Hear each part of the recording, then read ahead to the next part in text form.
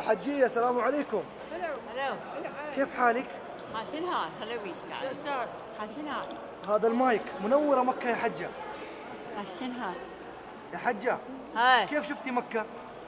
والله بعد ما شفنا مكة الحمد لله.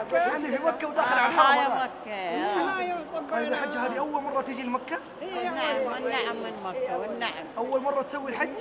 اي والله عافية. وش شعورك يا حجة؟ ها؟ شعورك كيف؟